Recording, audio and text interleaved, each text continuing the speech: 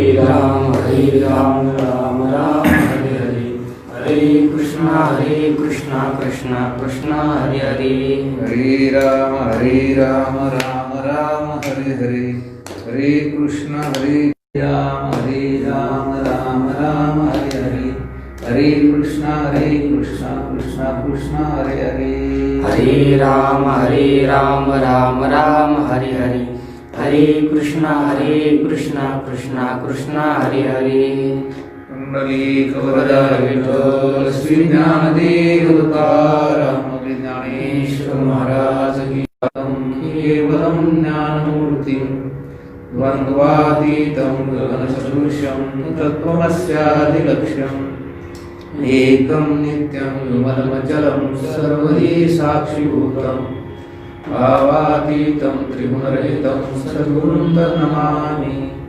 विनायकं गुरुनौमि सादरे नाम विश्रुतं ज्ञानप्रतापविलसत्वचनामृतं च अद्वैतभाववर्धिताहितबुद्धिर्हस्य ज्ञानेश्वरस्तु भगवान् एव श्रीरङ्गनाथगुरुराय नमस्तुभ्यम् श्रीरङ्गनाथं गुरुराजवर्यं मुमुक्षूणां ज्ञानदानैकदक्षं संतांचे उपकार मज निरंतर जागविती काय द्यावे त्यासी व्हावे उतराई ठेविता हा पायी जीव थोडा सहज बोलणे हित उपदेश करुणी सायास शिकविती तुका म्हणे वत्स धेनुवेची चित्ती तैशी मज येती सांभाळित प्राप्त प्रसंगी प्रवचन रूपी सेवेसाठी निवडलेला अभंग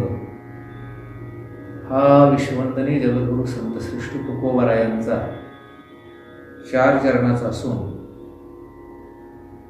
जगद्गुरु संत श्रेष्ठ तुकाराम महाराजांनी या संपूर्ण विश्वावर ज्या संतांचे अनंत उपकार आहेत त्या उपकाराच्या संबंधी कृतज्ञता व्यक्त करणारा हा अभंग आहे। या अभंगातून की जे मला भक्तीची, धर्माची, वैराग्याची आणि ज्ञानाची सतत जागृती देतात, म्हणजे जाग करतात।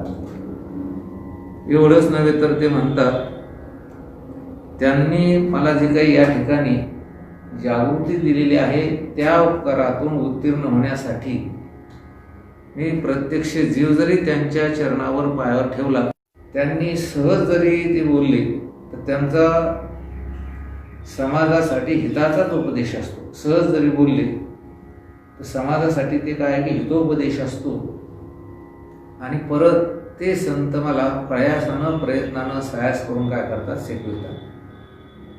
आणि महाराज म्हणतात असे जे संत आहेत ते संत मी जसं ती धेनू कुठेही जरी असली तर तिच्या चित्तामध्ये जसं तो वत्स किंवा वासव असतं तद्वत संतांच्या चित्तामध्ये मी असल्यामुळे ते वेळोवेळी येऊन माझा काय करतात की सांभाळ करतात।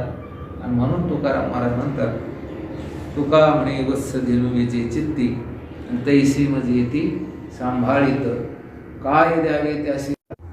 अल्पसा परिहार देणं अत्यंत गरजेचं आहे की आपल्या सर्वांना ज्ञात आहे की आजची एकादशी आहे आणि ही एकादशी अत्यंत महत्त्वाची आहे, कारण वर्तमान कालखंड, वर्तमान कालावधी हा संत सम्राट महाकैवल्यदेव ज्ञानोबराया आणि त्यांच्या संजीवन समाधी सोहळ्याचा हा काय कालावधी आहे।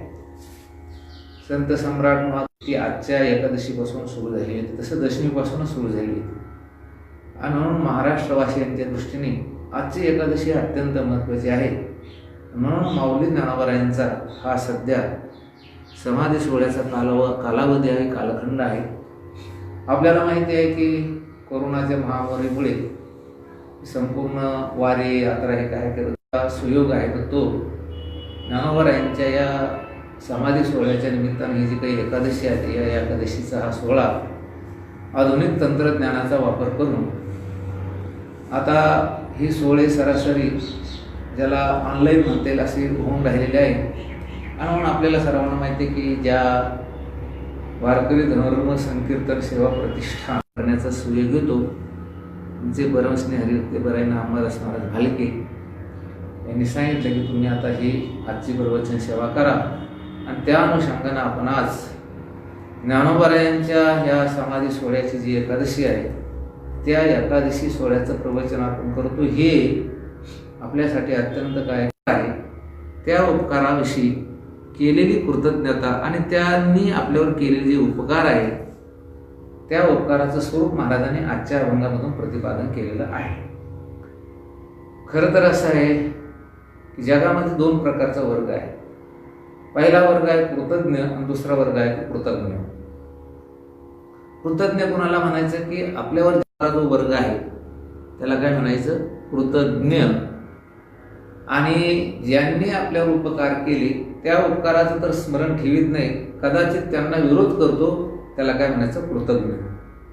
कारण अर्जुन सुद्धा श्रीकृष्ण भगवंताला म्हणत होता की देवा, जिथीच्या कृपाला हे जे वरू तिथेची मनी विभिचारू, तरी काय मी भस्मासुरू अर्जुन म्हणे.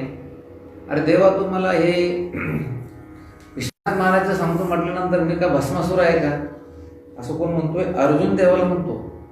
म्हणजे अर्जुनाच्या अंतःकरणामध्ये द्रोण, भीष्म, कृपाचार्य यांच्याविषयी काय होती, कृतज्ञता होती.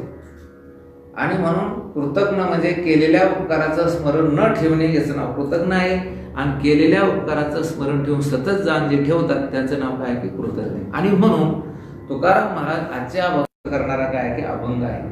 माऊली ज्ञानोबाऱ्यांनी गाथेच्या रूपाने असेल, ज्ञानेश्वरीच्या रूपाने असेल, अमृतानुभवाच्या, एवढंच नव्हे तर चांगदेवपासष्टी आहे, हरिपाठ आहे. संपूर्ण विश्वाला उद्धार करण्याची जी अजरामर सामग्री देऊन ज्ञानोबाराय संजीवन समाधी त्यांनी घेतली.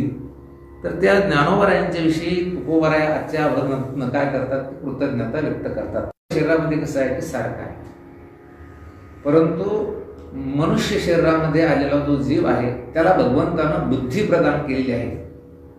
आणि त्या बुद्धीच्या द्वारे तो काय करतो की आपलं हित कशामध्ये आहे, अहित कशामध्ये आहे हे जाणून घेण्याची त्याच्याकडे काय आहे की क्षमता आहे. आता हे बघा, कुत्रे, डुकरे, मांजर असतील त्यांना हित कशा जाते, हा चांगला मार्ग आहे, हा पशु पक्ष्यातील लोकांना नाही, त्या जीवाला नाही.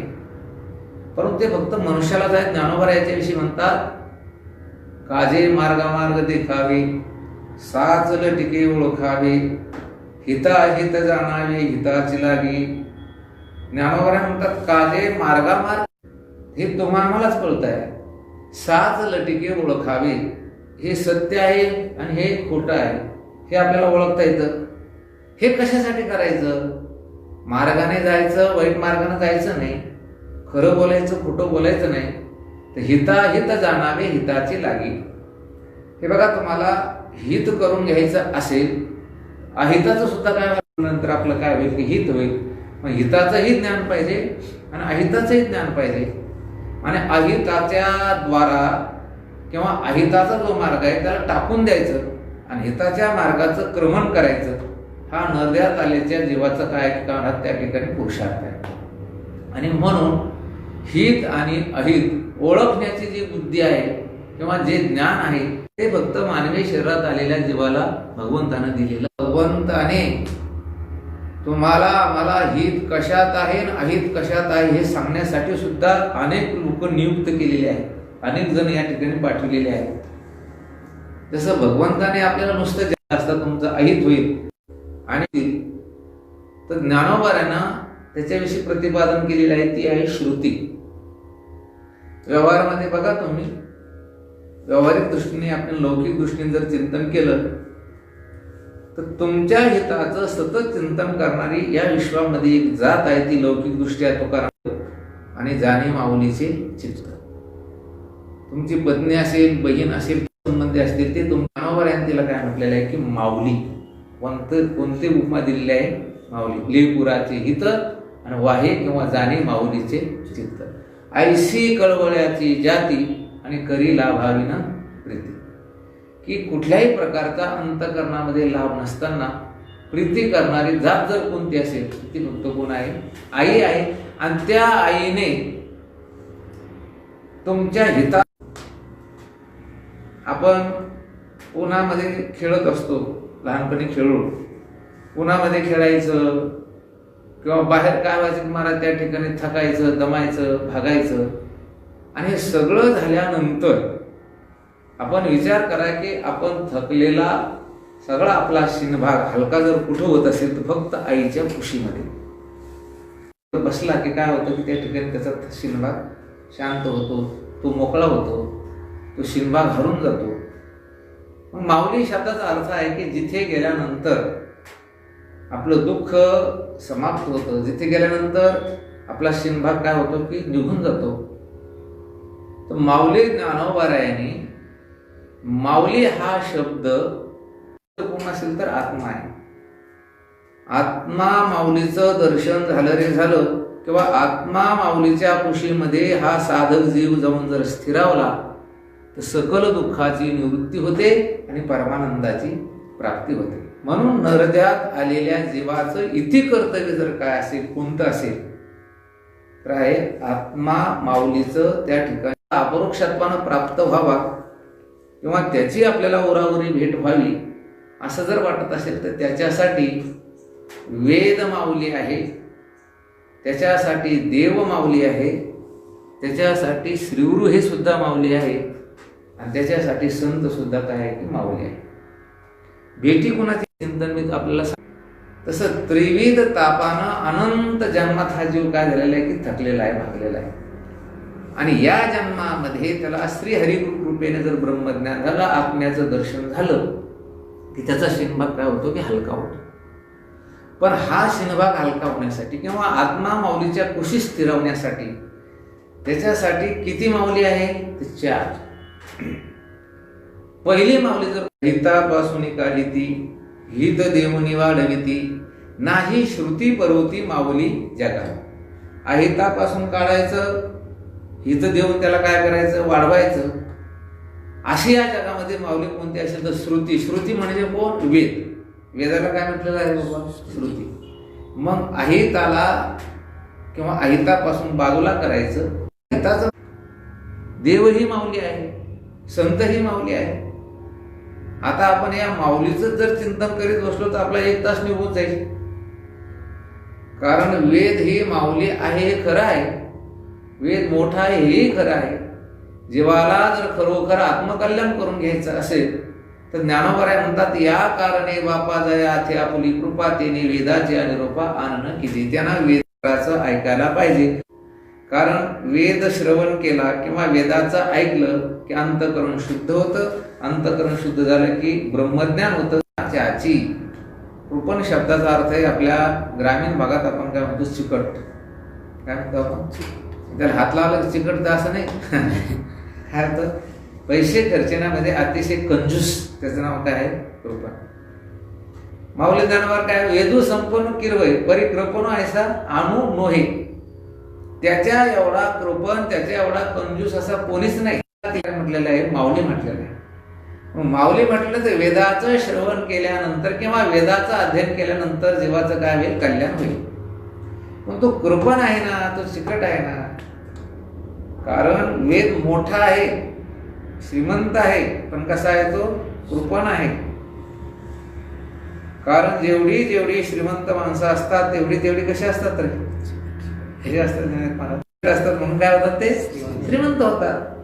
म्हणजे याचा अर्थ आता थोडक्यामध्ये वेद हा सर्वसामान्य जीवासाठी आहे का फक्त ब्राह्मण, क्षत्रिय, वैश्य या 3 वर्णासाठी आहे? फक्त 3च वर्णासाठी. ब्राह्मण, क्षत्रिय आणि वैश्य या 3 वर्णांना वेदाध्ययन करण्याचा अधिकार आहे. पण शूद्र आणि स्त्रियांना नाही करू शकत. म्हणजे तो कसा झाला आता? कृपण झाला. तो कसा झाला आता? चिकट झाला. तो कसा झाला? विशिष्ट लोकांसाठी झाला. जसं एखाद्या ग्रामपंचायतीच्या वार्डाचं आरक्षण झालं तर तिथे सर्वांना उभं राहता येतं का? ज्याच्यासाठी आरक्षण त्याला उभं राहता येतं. ज्याच्यासाठी आरक्षण आहे त्यालाच उभं राहता येतं, दुसऱ्याला राहता येत नाहीये. तसं वेद हा कोणासाठी आहे की ब्राह्मण वेद या 3घाचं कल्याण करतो असं नाहीये. त्या वेदाचा अगोदर शब्द परिचय व्हायला पाहिजे. शब्द परिचय होऊन भागत नाही, अर्थ परिचय व्हायला पाहिजे. आणि अर्थ परिचय असून भागत नाही, त्या अर्थरूपतेला प्राप्त व्हायला पाहिजे. तेव्हा वेदाकडून जीवाचं कल्याण होतं. आलं का तुमच्या लक्षात? शब्द परिचय म्हणजे काय? जसाचे तसा शब्दोच्चार करता येणे याचं नाव काय आहे? शब्द परिचय. आता आपण गीतेची पण नुसता अर्थ करून भागत नाही, त्या अर्थरूपतेला प्राप्त व्हायला पाहिजे. एक शिक्षक होता आणि त्या शिक्षकाच्या मुलाला साखर अशा शब्दाचा उच्चार करता येत नव्हता. मुलगा थोडा हुशार होता, पण त्याला कसं काय झालं काही कळलं नाही. त्याला साखर शब्दाचा उच्चार येत नव्हता. कधी तो एखाद्या वेळेस असा घरी यायला म्हणत आहे, मला साखर दी, मला शक्कर दी. शिक्षकाचा मुलगा आहे, तो हुशार आहे, त्याला साखर शब्दाचा उच्चार करता येत नाही. एक काम कर म्हणे, माझ्या पाठी म्हणे साखर साखर. ते शक्कर म्हणायचं, शक्कर म्हणायचं. बऱ्याच दिवसानंतर त्या वडिलाने त्याला साखर शब्दाचा उच्चार शिकवला. मग बरोबर तो म्हणाला साखर, काय साखर. पण मुलगा नाही. साखर शब्दाचा बिनचूक उच्चार जरी करता आला तरी साखर गोड असते असा साखर शब्दाचा काय अर्थ आहे. मग त्याला अर्थ कळाला नाही. मग त्यानं सांगितलं, वडिलांनी सांगितलं त्याला, अरे साखर म्हणजे ती गोड असते. आता कोणता परिचय झाला त्याला? शब्द परिचय झाला आणि अर्थ परिचय झाला. आता हे झालं, मग त्यानं खाल्लीच नाही. मग एकदा गेला आणि असा अर्थ रूपात साखर शब्द उच्चारता येणे हा झाला शब्द परिचय. साखर गोड असते हा झाला अर्थ परिचय. आणि प्रत्यक्ष साखर खाणे याला म्हणायचं अर्थ रूपता. कळलं तुम्हाला? रसगुल्ला असं म्हणता येणे काय झालं एक महाराज? शब्द परिचय. रसगुल्ला कसा असतो? गोड असतो. हा झाला प्रत्यक्ष. समजा आपण तत्वम असी, तत्वमसी हा उच्चार करता यायला पाहिजे. याचा अर्थ काय? ते ब्रह्म तू आहेस हा झाला अर्थ परिचय. आणि ते ब्रह्म तू आहे असा प्रत्यक्ष अनुभव येणे हा झाली अर्थ रूपता. हे बघा, वेद माऊली आहे, पण त्या वेद माऊलीकडून कल्याण कधी होईल? वेदाने हिताचं मार्गदर्शन केलं ठीक आहे, पण कल्याण कधी होईल? अगोदर आपल्या वेद ब्राह्मण क्षत्रिय वैश्य या तिघासाठीच आहे. स्त्रियासाठी शूद्रासाठी वेद नाही. परत तिघासाठी का असं ना. आता खरं सांगा, तुम्हाला वेद वाचता येतो का? किती लोक असे की त्यांची गीतेची संहिता झाली नाही? बरं किती लोक असे की त्यांना हरिपाठ सुद्धा म्हणता येत नाही? अर्धे लोक असंच म्हणतात, कसे? जात वित्त गोळ किळ शिळ मात भजे खा. भजे खात त्वरित भावनायुक्त. याचा अर्थ काय? यांना जर प्राकृत हरिपाठ हा व्यवस्थित म्हणता येत नाही तर अर्थ परिचय होईल का? नाही. म्हणून वेदाकडून जीवाशी आहेत, अधिकारी आहेत, यांच्यासाठी काय की वेद आहे. आणि म्हणून दुसरी माऊली या मृत्यू लोकात तुमच्या आमच्या कल्याणासाठी आलेली आहे.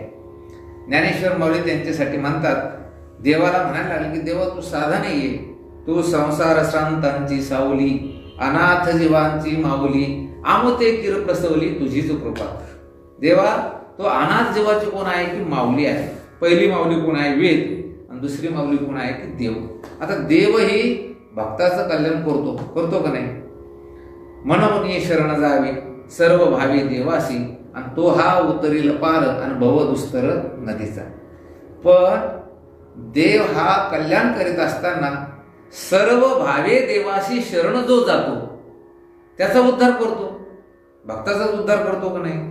समजा आपण जर चिंतन केलं तर उद्धव, अक्रूर, नारद, ध्रुव, प्रल्हाद किंवा गोकुळ त्या गवळणी ह्या देवाचे कोण होते? महाराज भक्त होते. आणि त्या भक्ताचं भगवंतांनी कल्याण केलं म्हणजे त्यांना काय दिला की मोक्ष दिला.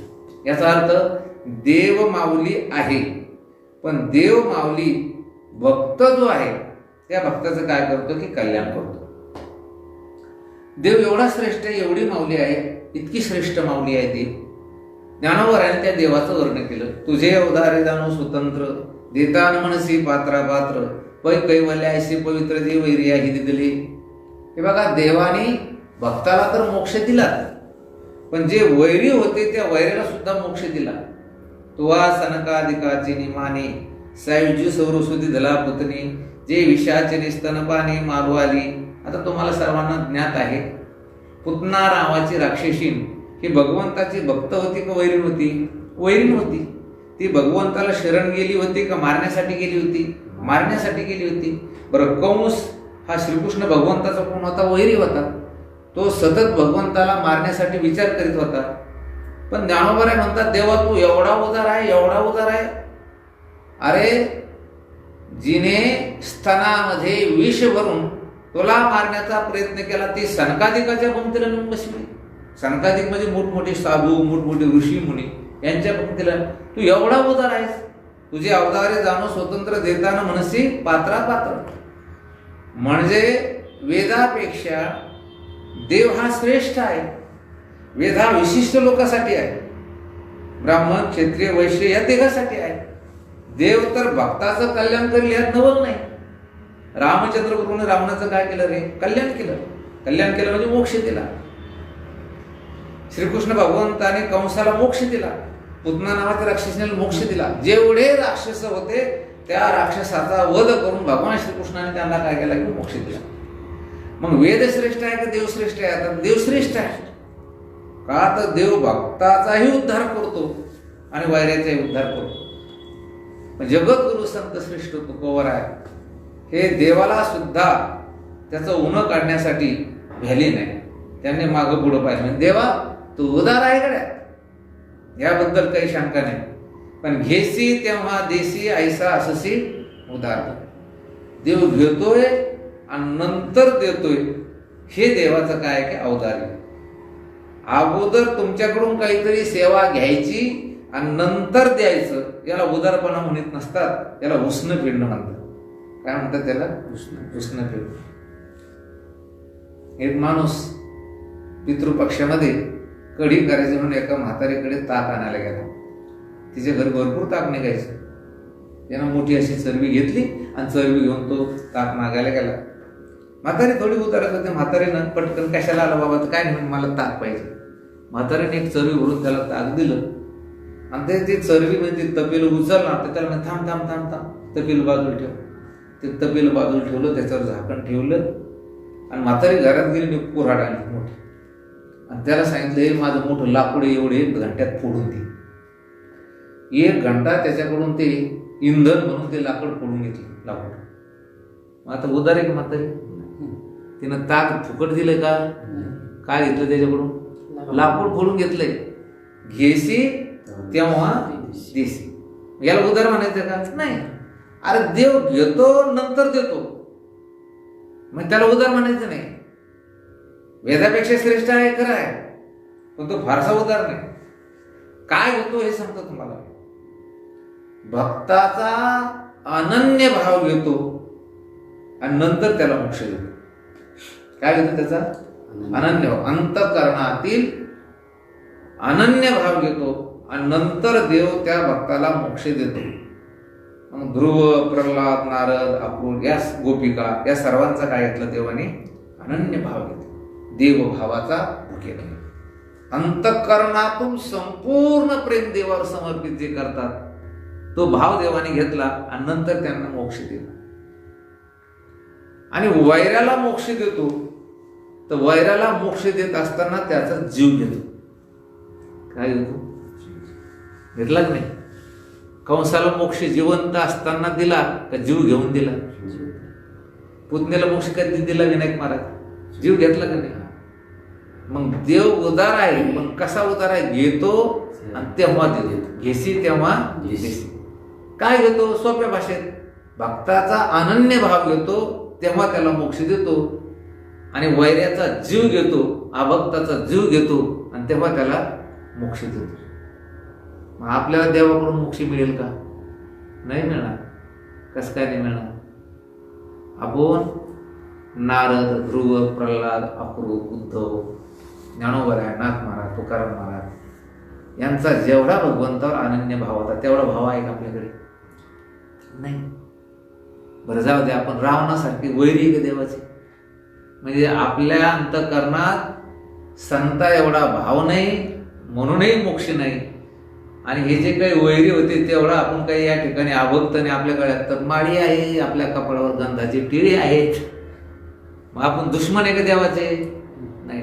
म्हणून देव आपल्याला आपला जीवही घेणार नाही आणि देव काही आपल्याला जीव घेऊन मोक्ष देणार नाही आणि देव काही आपल्याला अनन्य भाव घेऊन मोक्ष देणार नाही. म्हणून वेदाकडे विशिष्ट लोकांना मोक्ष, देवाकडे जे भक्त किंवा वैरी त्यांना मोक्ष, श्रीगुरूकडे सुद्धा मोक्ष. श्रीगुरु काय करतात माहिती आहे? एक मला परीक्षा घेतात. नव्हे दुर्दास्य संसारिया आणि भेणे वैराग्य कापी विषय. श्रीगुरूकडे सगळी सेवा करायला राहत नाही मला. श्रीगुरूची सेवा ही कशी आहे की अवघड आहे. कारण विषयी लोक, संसारात बुडलेली लोक श्रीगुरूची सेवा करू शकत नाही. आणि श्रीगुरु शिष्याचा उद्धार करतात, पण अन्य लोकांचा नाही. कोणाचा उद्धार होईल? फक्त शिष्याचा. गुरुच त्याला म्हणायचं जे शिष्याचा उद्धार करतात. काय महाराज म्हणतात ना, पुरविती आरती शिष्याची, उघडे परब्रह्म सद्गुरूची मूर्ती पुरविती आरती शिष्याची. उद्धार कोणाचा होतो? फक्त शिष्याचा. जे शिष्य नाही, जे दुसरी लोक आहेत त्यांचा उद्धार नाही. आणि म्हणून वेदाकडे जो मोक्ष आहे तो विशिष्ट लोकांचा आहे. देव माऊलीकडे जो मोक्ष आहे तो भक्त किंवा वैऱ्याला आहे, दुसऱ्याला नाही. शिष्याकडे कोणाला? मनोने साधका तू माऊली. जे साधक आहे त्यांची माऊली श्रीगुरु आहे. वेद ही माऊली ब्राह्मण, क्षत्रिय, वैश्य या तिघांची आहे. देव ही माऊली जे भक्त आणि वैरी त्यांची आहे. श्रीगुरु माऊली फक्त साधकाची म्हणजे शिष्याचीच आहे. संत माऊली कुणाची आहे? सर्वांची. ज्ञानराज माझी योग्याची, नुसती योग्याची नाही. न पाहे याती कुळाचा विचार, भक्त करुणा कर ज्ञानाबाई. ज्ञानेश्वर माऊली कृपाळ उदार माझा ज्ञानेश्वर, अंतया नमस्कार वारंवार. यारे यारे लहान थोर याती बोलते. म्हणून संताकडे कोण चालतंय? जगामध्ये जे कुठंच चालत नाही त्यांचा उद्धार कोण करतात? म्हणा संत. ऐशी कळवळ्याची जाती आणि करी लाभावी ना. हे बघा, एखाद्या आईवडिलाला 4 मुलं असावी. मोठा मुलगा नोकरीला आहे, मधला मुलगा डॉक्टर्स आहे, त्याच्यापेक्षा 3ऱ्या क्रमांकाचा मुलगा चांगल्या प्रकारची शेती करतो, आणि 4था मुलगा वेगळा निघाले. सगळे वेगळे वेगळे आहेत. 4था मुलगा वेगळा निघालेला आहे, पण तो शेतीही करीत नाही. तो सारखा दररोज मद्यपान करतो, पत्ते खेळतो, भांडणं करतो, पत्नीला मारतो, मुलाला मारतो. आता मोठा मुलगा नोकरीला आहे, त्याचं व्यवस्थित सुरू आहे. मधला मुलगा डॉक्टर्स आहे, त्याचंही व्यवस्थित सुरू आहे. लहाना मुलगा शेती करतो, त्याचंही व्यवस्थित सुरू आहे. लहाना म्हणजे 3ऱ्या क्रमांकाचा. आणि सर्वात जो 4था आहे लहाना, धाकटा, सर्वात धाकटा, तो मात्र दारू पितो, भांडणं करतो, पत्ते खेळतो, सट्टा खेळतो. दररोज उठल्यानंतर आई आणि वडील कोणाची चिंता करतात? नाही, मोठ्या मुलाची नाही. सगळ्यात जो धाकटा आहे, जो वाईट आहे, त्याची चिंता आहे. तसं ज्ञानोबारायांनी कोणाची चिंता केली? जे चांगले आहे, योगी आहे, ज्ञानी आहेत, भक्त आहेत, यांची नाही. जे खळांची व्यंकटी सांडो आणि तया सत्कर्मी रती वाढो. माऊली ज्ञानोबारांनी योग्यासाठी जास्त चिंता वाहिली नाही, ज्ञानासाठी नाही, भक्तासाठी नाही. जे खळ आहे, पाप्यातील पापी आहे, की ज्यांचा उद्धार या जगात वेद, देव, श्रीगुरु कोणीच करू शकत नाही, अशाचा उद्धार जर कोण करीत असेल ते कोण करतात? फक्त संत करतात. आणि म्हणून तुकाराम महाराज म्हणतात काय? काय सांगो आता संताचे उपकार. संताचे उपकार शब्दाचा खरा अर्थ काय सांगू का? उप म्हणजे जवळ आणि कार म्हणजे करती. जे जवळ करतात त्याचं नाव काय आहे? उपकार. उप म्हणजे जवळ आणि कार म्हणजे करतात. जे आपल्याला जवळ करतात त्याचे नाव काय आहे? की उपकार आहे. संत आपल्याला काय करतात? जवळ करतात. जवळ करतात नाही, आपणासारखे करीती तात्काळ आणि नाही काळ वेळ तयाला. आणि म्हणून तुकोबारे म्हणतात, संतांचे उपकार मी माझ्या वाणीने काय वर्णन करू? काय वाणू आता न पुरी ही वाणी आणि मस्तक चरणी ठेवीत असेल. तर काय करतात ते? तर मज निरंतर जागे. मी अगोदर बोललो की आपल्याला या अभंगावर चिंतन करण्यासाठी बरेच घंटे लागतील. कारण याच्यामध्ये जागविती हे पहिल्या चरणामध्ये शेवटी पद आलेलं आहे. तिसऱ्या चरणामध्ये शेवटी पद आलेलं आहे शिकविती, आणि शेवटच्या चरणामध्ये शेवटी पद आहे सांभाळिती. मग जागविती, शिकविती आणि सांभाळिती. मग 3 पद तुकाराम महाराजांनी कशासाठी या ठिकाणी वापरली, कशासाठी लिहिली, त्याच्यामध्ये अगोदर थोडक्यात आशय सांगून आपण उरलेल्या वेळात याचं चिंतन करू. अधिकारी 3 प्रकारचे आहेत: उत्तम, मध्यम आणि कनिष्ठ. क्रमांक 1, क्रमांक 2चा आणि क्रमांक 3चा. उत्तम अधिकाऱ्याला जास्त शिकवायची गरज नाही. उत्तम अधिकारी जो असतो त्याला जास्त सांगण्याची गरज नाही. काना वचनाची भेटी सरिसाची पै किरीटी, आणि वस्तू घेऊन उठी कवणी येऊ जो. त्याला संतांनी उपदेश केला रे केला, त्याच्या कानाद्वारे अंतकरणात गेला रे गेला की त्याचा उद्धारच होतो. याला काय म्हणायचं? उत्तम अधिकारी. आता कधी कधी काय घडतं, गुरुने अनुभव, संतांनी अनुभव सांगितलेला पटत नाहीये. अगदी अशी व्याख्या केली किंवा आपण अशी या ठिकाणी कोटी केली तरी चालेल.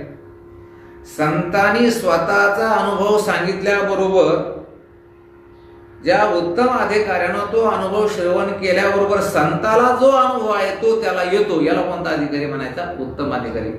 समजा मी तुम्हाला माझा अनुभव सांगितल्याबरोबर तुम्हालाही तो अनुभव ताबडतोब येतो, याला अधिकारी म्हणायचं उत्तम अधिकारी.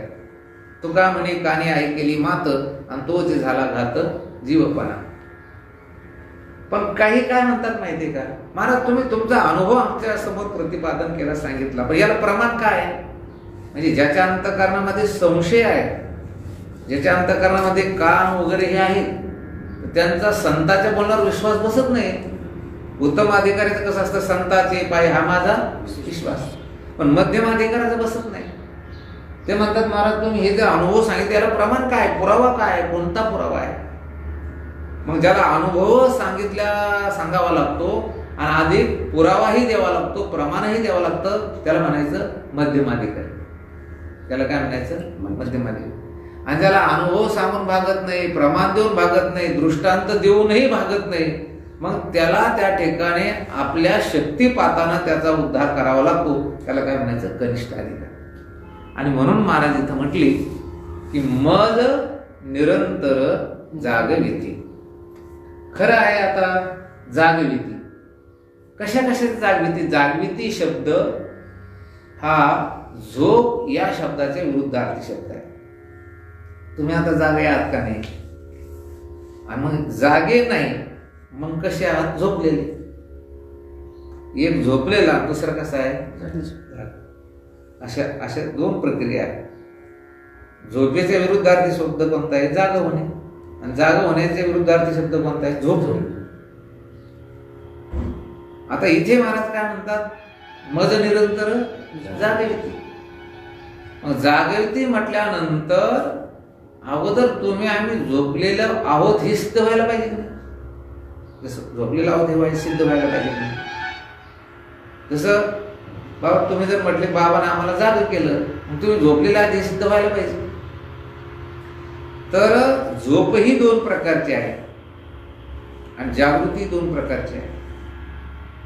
झोप शब्दाचा अर्थ आपण रात्री 11 वाजता झोपलो असा झोप शब्दाचा अर्थ होतो असं नाही. कधी कधी झोप शब्दाचा अर्थ असा आहे, आपल्या वाट्याला आलेलं जे कर्तव्य आहे त्या कर्तव्यामध्ये चूक करणे. इथे सुद्धा झोप या शब्दाचा उच्चार केला जातो, झोप हा शब्द वापरला जातो. जाऊ द्या, 2 प्रकारचे धर्म, एक प्रवृत्ती धर्म आहे, दुसरा निवृत्ती धर्म आहे. जगात कसं वागावं हे ज्याच्यामध्ये शिकलेलं आहे त्याचं नाव प्रवृत्ती धर्म. आणि या जगातून कसं पार पाडावं, उद्धार कसा करून घ्यावा याला म्हणायचं निवृत्ती धर्म. तर महाराजांनी प्रवृत्ती धर्मातीलही झोप सांगितली, निवृत्ती धर्मातीलही झोप सांगितली. म्हणून झोप शब्दाचा पहिला अर्थ आहे की आपल्या वाट्याला आलेलं जे कर्तव्य आहे त्या कर्तव्यामध्ये कसूर करणे, चूक करणे हा झोप शब्दाचा खरा काय होतो अर्थ.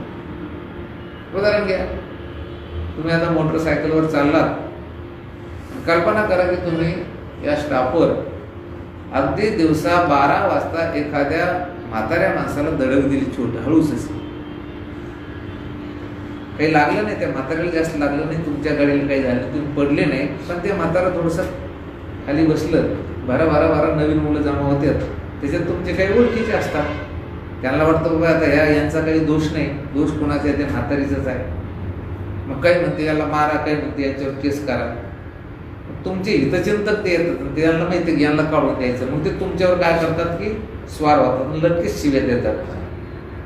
मग ते काय म्हणतात, जाऊ त्या मूर्ख काय बोलते त्याला. आणि मग काय म्हणतात तुम्हाला माहिती करे, 12 वाजलेले आहे, दिवस आहे, इथं काही गर्दी नाही, आणि तुझी या म्हातारीला धडक बसली तर तू गाडी चालू जाता झोप घेतो म्हणतात का नाही अनेक माणसं.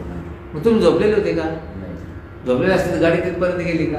नाही. मग तुम्हाला झोप घेत होते असं का म्हटलं बरं? ते तुमच्या गाडीच्या ड्रायव्हिंग मध्ये काय झाली, चूक झाली. आता जाऊ द्या, याला म्हणत होतो आम्ही आनंदला काय, अरे तू 2दा सप्लिमेंटरी दिली, तू शाळेत जात होता का झोप घेत होता काय? मग शाळेत जात नाही. समजा एखादा आपला मुलगा दररोज नित्यनेमाने शाळेमध्ये जातो आणि शेवटी नापास झाला, तिथे शिकत होता, त्याचा अभ्यास करत होता, घरी वहीवर लिहितही होता, आणि त्याचे वडील म्हणू लागले नापास झाल्यावर, अरे तू शाळेत गेल्यावर झोप घेता होता का काय करत होता? तू झोपत होता शाळेत. मग त्याला का झोप कसं का म्हटलं? त्याने जे पास व्हायला पाहिजे ते पास तो झाला नाही, म्हणजे त्याच्या कर्तव्यामध्ये चूक झाली, म्हणून काय वापरला शब्द तिथे? झोप शब्द. झोप शब्दाचा अर्थ हा आहे की आपल्या वाट्याला आलेलं जे कर्तव्य आहे त्या कर्तव्यामध्ये कसूर किंवा चूक करणे असं नाव काय की झोप आहे. आता तुम्हाला माहिती नाही, पूर्वी या टिपणीवर काय करायचं, आपण पेरायचो नाही विनायक मानवावर. मग आता श्रीमंत माणूस असतात, एक गडी चांगला सुंदर पेरायचं, पण त्याच्याकडून काय गलत झाली काही कळलं नाही. त्यानं एकदम महाराज तागासारखीच ती ज्वारी उगली, ताग जसं करतो नाही दाट अगदी तशी ज्वारी उगली. माल गेला ज्वारी उगल्यावर बघायला, आधी तागासारखं दाट उगली ती ज्वारी. मालकानं गाड्याला बोलवलं, करे तू तिफन चालवीत होता, पेरीत होता, तर मग तिथं पेरीत होता, झोप घेत होता, तू झोप घेत होता तू. पण झोप शब्द का उच्चारला? चूक झाली. त्याचं पेरणीचं जे कर्तव्य, त्या कर्तव्यामध्ये काय झालं, कसूर झाला, म्हणून तिथे कोणता शब्द वापरला गेला? कधी आपण दिवसभर याच्यावर चिंतन सांगितलं, प्रत्येक क्षेत्रामध्ये आपण काम करीत असताना त्या कामामध्ये जर चूक झाली, आळंदीला सांगतात मुलगा टाकला आणि 12 वर्ष ठेवून घरी जसा इकडून गेला तसाच तिकडून आला, घरचे काय म्हणतात? तो झोप घेतला होता का आळंदीत? झोपला नव्हता तो, पण काही शिकला नाही, त्याच्या वाट्याला जे कर्तव्य आलं त्याच्यात त्याने त्या ठिकाणी चूक केली. तसं देवाने आपल्याला हे शरीर ज्या कामासाठी दिलं ते काम न करता दुसरंच काम करणे हे जागृतीचं लक्षण आहे का झोपाचं आहे? झोपाचं. आपल्याला ज्या कामासाठी शरीर दिलं ते काम आपण केलं नाही, मग चूक केली का? बरोबर आहे, चूक केली. मग हे कशाचं लक्षण झालं? आता झोपेचं. देवानं कशासाठी दिलं? आपण तो कोबरायला विचारू, देवे दिला देह भजना मोठा. कशासाठी दिला? भजनासाठी. कशासाठी दिला हा देह? माळ घालण्यासाठी. कशासाठी दिला हा देह? पारायण करण्यासाठी. मग तुम्ही भजन करून राहिले, तुम्ही पारायण करून राहिले, की नामस्मरण करून राहिले, लग्न केले, म्हणजे दिला कशासाठी? भजनासाठी. दिला कशासाठी? परमार्थासाठी. काय करून राहिले? संसार. चूक आहे की बरोबर आहे? चूक आहे. मग ही चूक आहे तर मग हे जागृतीचं लक्षण आहे का झोपाचं लक्षण आहे? झोपाचं लक्षण. हे लक्षण कशाचं आहे? झोपाचं. लोक काय करतात? सेकंड थॉट मारतात. Second thought. सेकंड थॉट याचा अर्थ काय? दुसरा एक वेगळा विचार मांडतात. मी तुम्हाला एखादा प्रश्न जर विचारला तर त्या प्रश्नाचं बरोबर किंवा चुकीचं उत्तर न देता तिसराच प्रश्न उत्पन्न करणे याला काय म्हणायचं? Second thought. एक मनुष्य पांडुरंगाच्या मंदिरासमोर आम्ही दर्शन घेऊन बाहेर आलो आणि मग असं बिडी पिता आपल्या गटला होतो आणि तिचा अगदी लांबूनच मी बघितलं तर हा माणूस बिडी पित आलाय आल्यानंतर तिथं पांडुरंगाच्या मंदिराजवळ आला, त्यानंतर काय केलं की ती बिडी पायाखाली टाकली आणि विजवली. मी म्हणलं को बिडी काय झाली म्हणे, देवाच्या देवळात कुठे बिडी पित असतात का म्हणे. म्हणजे त्याला कळालं की देवाच्या देवळामध्ये मंदिरामध्ये बिडी पिऊ नाही. मी त्याला म्हटलं की तुम्ही देवाला मानता, देवाच्या मंदिरामध्ये देवाच्या देवळामध्ये बिडी पिऊ नये तुम्हाला माहिती आहे, पण हा देव तुम्हाला या मंदिरातच आहे असं वाटतं म्हणून तुम्ही इथे बिडी पित नाही. पण जर तुम्हाला असं ज्ञान झालं कसं, विठ्ठल जडी स्थळी भरला रिता ठाव नाही उरला, आणि आजीम्या दृष्टीने पाहिला विठ्ठलाची विठ्ठल. घरात दारात तुम्ही जिथं राहता तिथं विठ्ठल भरलेला, तुम्ही घरी सुद्धा बिडी पिणार नाही. बरोबर आहे, बिडी पिईल का? जसं पांडुरंगाच्या मंदिरात बिडी का पित नाही, तो देव आहे म्हणून, पांडुरंग आहे म्हणून. मग तुम्हाला जर कळालं की घरातही पांडुरंग आहे, इथं बिडी पिईल का तो? नाही. मग तुम्ही घरी बिडी का पिता म्हटलं, सोडून द्या. मग त्यानं म्हणायला पाहिजे सोडतो किंवा सोडत नाही. ते म्हणे महाराज जर सगळीकडे देव आहे आणि आम्ही घरी बिडी पितो, मग पांडुरंगाच्या मंदिरात बिडी पिल्या काय होईल म्हणजे आलं का तुमच्या लक्ष? याला काय म्हणायचं, सेकंड प्रॉब्लेम. मी एकाला म्हटलं माळ घाला माळ घाला माळ घाला. कीर्तनाला गेलो त्या गावामध्ये, त्याला म्हणायचं माळ घाला, त्याच्या घरी थांबायचं. पत्नी मुलगा मुलगी म्हणायची यांना माळ घाला बाबा, ते घालत नव्हते. अहो माळ घाला ते घालीतच नव्हते. एकदा मी आग्रहच केला की यांना आता माळच घालू. मला काही झालं तरी माऊली यावेळेस तुम्हाला मी माळ घालणार म्हणजे घालणार, तुम्ही माळ घालायलाच पाहिजे. मग त्यानं मला म्हणायला पाहिजे की मी आता घालतो किंवा घालीत नाही. तुम्ही बाबा तुम्ही जास्तच मला आग्रह करायला लागले माळ घालायचा. आता खरं सांगा म्हणजे जर सर्वांनीच माळी घालतात ते बकरी कोंबडे का नांगराला धरायचे म्हणजे माळ तर घातली नाही. तसं काही लोक म्हणतात देवाने हा देह जर भजनासाठी दिला तर संसार कोणा करायचा, काय करायचं, संसार कोणा करायचा.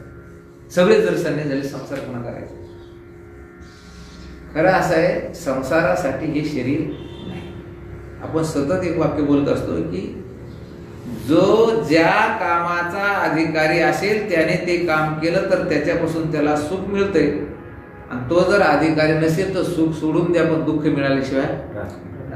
आता मोठ्या गाडीवर तुला जर बसली तर सुख मिळेल का? तुला सांगितलं मोठी गाडी घेऊन जालन्याला जा, सुख मिळेल का? नाही. बरं गाडी चालवण्याचं पण नाही, अधिकारी सुख सोडून द्या. अपघात होऊन काहीतरी दुःख होईल ना, ते एखादं मनुष्य मरेल.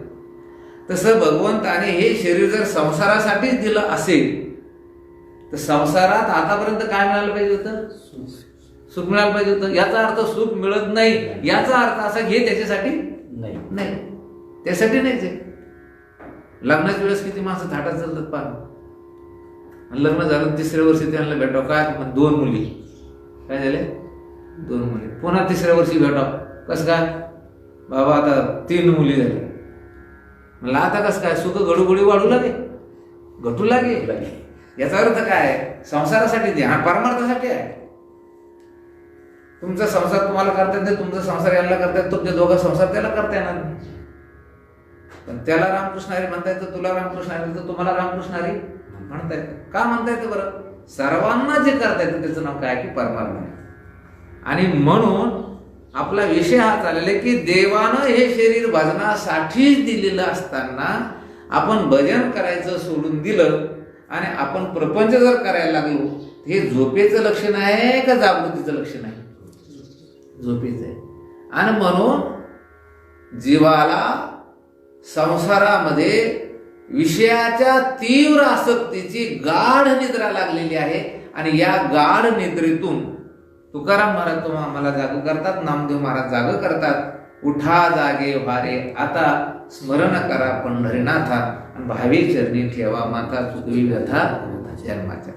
म्हणजे विषयासक्तीच्या झोपेतून तुम्हा आम्हाला भगवंताच्या भक्तीची काय देतात, ती जागृती देतात. आणि म्हणून तुकाराम महाराज म्हणतात मज निरंतर जागृती. आता ही झाली प्रवृत्ती शास्त्राच्या दृष्टीने झोप आणि प्रवृत्ती शास्त्राच्या दृष्टीने जागृती.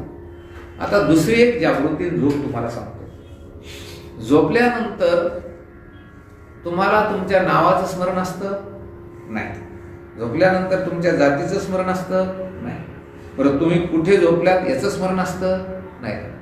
म्हणजे झोपच त्याला म्हणायचं स्वतःचं नाव गाव जात पात याचं पूर्ण विस्मरण, त्याचं नाव काय आहे? झोप.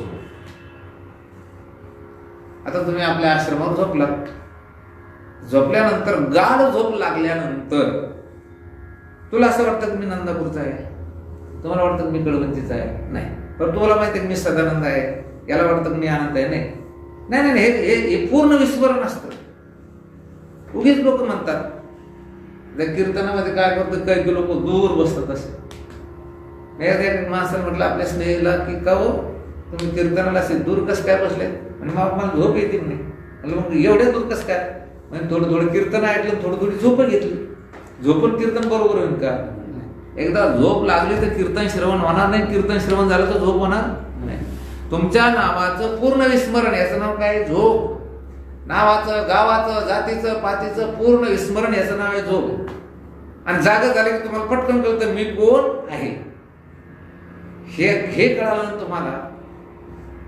तसं देह हा पंचमहाभूताचा असून तो तुम्ही आहे का? नाही. मन बुद्धी चित्त अहंकार ही सूक्ष्म देहाची तत्वे, ते तुम्ही आहे का? नाही. म्हणजे देहाचं नाव, देहाचं गाव, देहाचा जन्म, देहाचे आई वडील हे तुम्ही तुमचे आहे का? नाही. आणि ते तुम्ही जर मी देह समजायला लागला तर मग तुम्ही आत्मस्वरूप असताना मी आत्मस्वरूप आहे याचं पूर्ण विस्मरण झालं. आणि दुसरं जर मी समजायला लागले तर झोपेचं लक्षण आहे की जागृतीचं लक्षण आहे? झोपेचं. तुम्ही आहे आत्मा. स्थूल देह तुम्ही नाही, सूक्ष्म देह तुम्ही नाही, कारण देह तुम्ही नाही. तुम्ही कोण आहे? आत्मस्वरूप. मग तुम्हाला आता वाटतं की मी आत्मा आहे असं वाटतं का? तर नाही. आत्मज्ञान तुम्हाला झालं का? नाही. मग तुम्ही आत्मस्वरूप असताना मी आत्मस्वरूप आहे असं जर ज्ञान नसेल, हे झोपेचं लक्षण आहे का जागृतीचे? बरे झोपेचं लक्षण आहे. आणि म्हणून तुकाराम महाराज म्हटले एके ठिकाणी, जग जोगी जग जोगी जागे जागे बोलती. म्हणून तुकाराम महाराज म्हणतात संत करतात काय? एकतर विषयासक्तीच्या निद्रेतून भगवंताच्या भक्तीची जागृती देतात, आणि दुसरी अविद्येच्या निद्रेमध्ये जो जीव झोपलेला आहे त्याला ज्ञानाची जागृती देतात. इथं कोणती निद्रा आहे आता? अविद्येची. अविद्येची या निदा असं म्हटले महाराज. कोणती झोप आहे? अज्ञानाची. अज्ञानाची या निदा म्हणजे अज्ञानाची झोप, अविद्येची झोप. आणि या झोपेतून साधू संत तुम्हाला कोणती जागृती देतात? ज्ञानाची जागृती देतात. दोन झोप आणि दोन जागेपणा. एक तर विषयच आवडणे ही निद्रा, विषयासक्ती म्हणायचं. त्याला काय म्हणायचं? विषयासक्ती.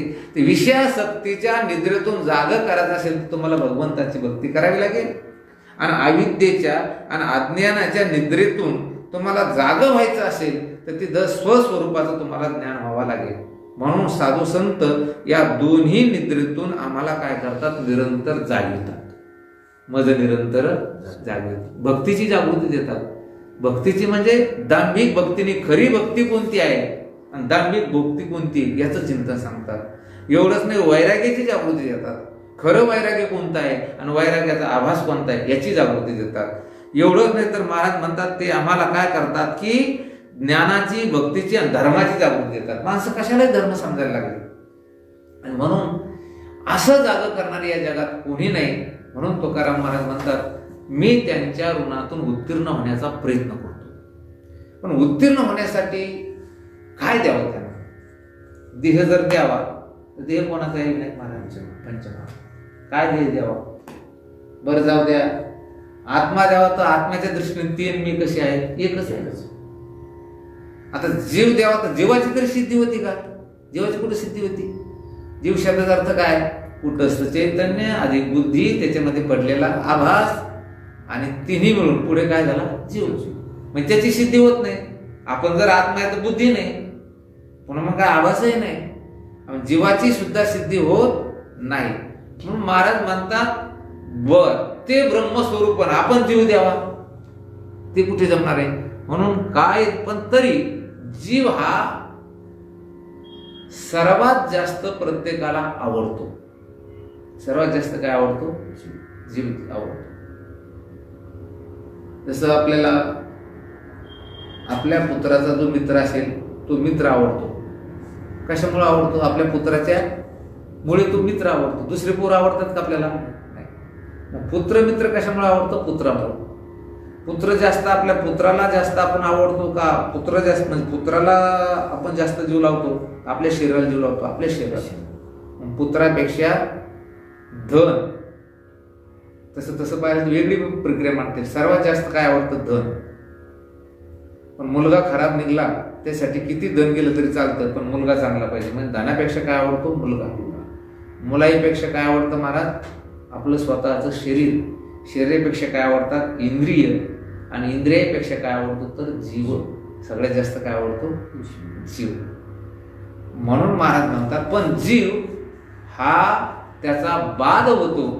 आणि साधू संतांनी मला ब्रह्म दिलंय, आता त्यांनी आपल्याला ब्रह्मरूप केलंय आणि त्याच्या मोबदल्यात ब्रह्माच्या वरची गोष्ट दिली तेव्हा उत्तीर्ण होते, खालची गोष्ट दिली तेव्हा उत्तीर्ण होते. तुम्हाला अगदी मोकळ्या भाषेत सांगू का?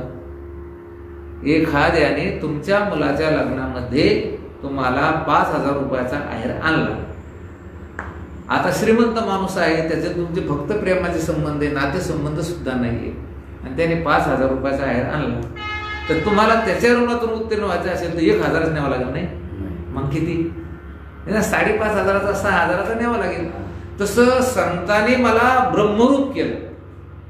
काय केलं? ब्रह्मरूप केलं. आणि त्यांना जर आपण जीव दिला तर जीव कमी पडतो का नाही? जीव तर काय आता पहिल्या किती दिवसापासून आपण जीव अनादिकालापासून आहे. म्हणून महाराज काय म्हटले? ठेवीत हा पायी जीव तोडा. आणि पुन्हा महाराज म्हटले सहज बोलणे हे तो उपदेश. सहज जरी बोलले तरी त्यांचा उपदेश हा अहिताचा नाही. कशाचा आहे ते? रागावले तरी हिताचा उपदेश, गोड बोलले तरी हिताचा उपदेश, मारलं तरी कशाचा उपदेश आहे? हिताचा. का बरं ते? तर करुणी सायास शिकविती. आपल्याला हे नाही जमलं, ते जमलं नाही तर ते. हा दृष्ट सांगतो, वेळ संपली आपली. आता एकाला ब्राह्मण म्हणता येत नव्हतं. काय म्हणता येत नव्हतं? त्याला ते गुरु म्हणायचे म्हण ब्राह्मण, ब्राह्मण काय म्हणायचं? ब्राह्मण. अरे ब्राह्मण म्हण. अरे ब्राह्मण म्हण ना, ब्रह्मण. महाराज वाटलेला काय करावं? महाराजांनी ती युक्ती सुचवली. खरे घोड्याला चना खायला ज्या भांड्यामध्ये देतात त्या भांड्याला काय म्हणतात? काय म्हणतात? तोबरा. त्याला काय म्हणतात? तोबरा. घोड्याला जे हरभर खायला टाकतात त्याला काय म्हणतात? तोबरा म्हणतात म्हणे. मग मी म्हणतो असं म्हण तोबरा. म्हण तोबरा. काय म्हण? तोबरा. तो म्हणायचं तोबरा. महाराज म्हणायचे म्हण. पुढे काय म्हणायचे? म्हण. आता म्हण येतच होतं त्याला. तोबरा म्हण, तोबरा म्हण, तोबरा म्हण तो ब्राह्मण. आता काय झालं? तो ब्राह्मण. काय झाले? करुणी सायास शिक्षित. 15वा अध्याय. ऊर्ध्वमूल मधशाख असा उच्चार आहे. खरा का? ऊर्ध्वमूल मधशाख. धवर काय पाहिजे? आघात. तिथं काय दिला पाहिजे? जोर. ऊर्ध्व मूल मधशाख. याला कुठे येत आहे? ऊर्ध्वमूल मधशाख. ऊर्ध्वमूल मधशाख. महाराज म्हणे याला काय करा म्हणे? काय बैलगाडीत बसला लागतो म्हणे. हो असं बैलगाडीत बसला, बैलगाडी पळायला लागली आणि पळता पळता एखादी खाली खोल असा खड्डा आला, त्याला आपण गचका म्हणतो. काय म्हणतो? गचका. तर गचक्यात जर गाडी आदळली कसं होतं म्हणे? असं होतं की नाही आपल्याला? एकदम गाडी आदळली असं होतं की नाही? मग तसं करत म्हणे ऊर्ध्वमूल मध. असं गचका आल्यावर कसं होतं म्हणे? मध. असं काय होतं? कसं दम लागल्यासारखं होतं, हात दाबल्यासारखं. हे तर म्हणे आपल्याला मुसलमान म्हणून ऊर्ध्वमूल मध म्हणायचं. तर महाराज काय म्हणायचे? बापू गचका आला. काय म्हणायचे? बापू गचका. त्याला ते शिकवलं. करुणी सायास. आणि महाराज म्हणतात तो का म्हणे? वत्स धेनू याचे तिचे. आणि शिकून नाही जमलं. धेनू शब्द वापरला बरं का. गाय वेगळी आणि धेनू वेगळी. इथे महाराजांनी तुका म्हणे गाय तिचे चित्ते असं नाही म्हटलं. केवळ गाय असते तिला म्हणायचं गाय. आणि जी सवत्सक असती म्हणजे जिथला वासरू असतं तिला काय म्हणायचं, धेनू. बहु दुधड जरी झाली म्हैस गाय, तरी होईल काय काम धेनू. धेनू कोणाला म्हणायचं, जिला वासरू असतं तिला. आणि नुसती काय आपण भाकड गाय आहे म्हणजे गाय नाही म्हटले महाराज. इथे काय म्हटलं, तुका म्हणे वत्स धेनू येते चित्ती आणि तैसे मज येते ती सांभाळतात. खर तर धेनूच का दृष्टांत दिला. एका गोठ्याला आग लागली. गोठा होता आणि त्या गोठ्यामध्ये वासरू बांधलेलं होतं. बाई काम करीत होती. बाईचं एक 1.5 वर्षाचा मुलगा, 1.5-1.25 वर्षाचा मुलगा जोडणी बांधून तिथं झोपू घातला आणि बाई रानात काम करीत होती. अचानक काय झालं की त्या गोठ्याला आग लागली आणि बाईनं बघितलं. दुपण झाल्याबरोबर ते सगळं धूर निघाला आणि एकदम बाई पळत जोरानं ओरडायला लागले, धावा धावा धावा, माझा मुलगा मरतो मरतो मरतो मरतो. आणि बाजूलाच गाय सुद्धा होती धेनू. ती आई नुसती छाती बडू लागली, लोकांना बोलावं लागली. लोक पाण्याच्या घागरी वगैरे घेऊन ती आग विझू लागली. पण गायीनं बघितलं बरोबर जशी गाय आली तशी एकदम अग्नीमध्ये गेली. तिनं त्या वासराचं ते दावं वगैरे तोडलं आणि वासराला बाहेर काढलं. म्हणून महाराजांनी इथे माईचा दृष्टांत दिला. संताला कोणाचा दृष्टांत दिला, तो उपमा कोणाची दिली, धेनूची. तो का म्हणे वत्स धेनूची चित्ती आणि तैशी मज येती सांभाळित. म्हणून ज्ञानोबरायाने तुमच्या आमच्या सर्वांना जे सांभाळत आहे, कसं सांभाळ महाराज धेनूसारखं सांभाळत आहे आणि आजही ते सांभाळित आहे. तुकोबराया, नाथ महाराज, सोपान काका, सावता महाराज, गोरोबा काका, तुकोबराया, नरहरी सोनार या सर्व संतांनी मला तर सांभाळत. आजही सुद्धा ग्रंथाच्या रूपाने ते आपला काय करायला लागले. आता हे तुकोबरायाची गाथा म्हणजे आपला काय करून राहिले, ते सांभाळ करून राहिले. आणि म्हणून संत सम्राट माऊली ज्ञानोबरायांचा हा सुरू असलेला काय की नाम महोत्सव. आणि त्या निमित्तानं आपल्या वारकरी धर्मसंकीर्तन सेवा प्रतिष्ठानच्या वतीनं फेसबुक लाईव्ह आपल्याकडे प्रवचन सेवा आली. त्या माध्यमातून या ठिकाणी झालेली सेवा माऊलीच्या चरणी आपण समर्पित करून आजच्या सेवेला पूर्ण केला. कुंडली वरदा विठ्ठल श्री ज्ञान